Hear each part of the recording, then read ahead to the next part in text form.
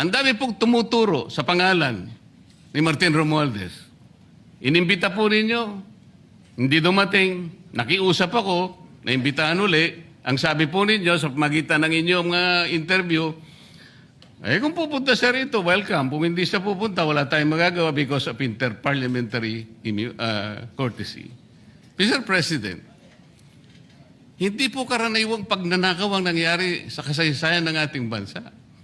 Hindi po ba ninyo naiisip, mismong kabang bayan ang tumagilid, pagkatapos magtatago kayo sa prinsipyo o doktrina ng inter-parliamentary courtesy?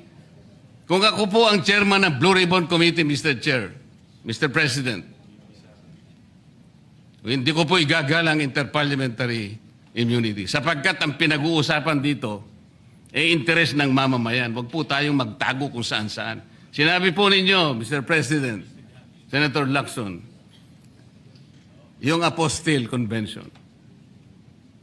Hindi ba pinahayag po ninyo sa isang pag-i-interview ninyo na kung si saldi ko lamang ay makakuha ng isang subscribe statement, kahit sa Zoom lang, ipatatawag namin siya.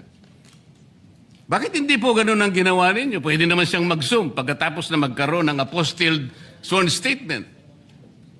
Bakit hindi po ninyo ginawa? Meron naman pong Zoom eh. Natatakot yung tao. Nanganganib ang kanyang buhay. At palagay ko naman, nanganganib nga talaga.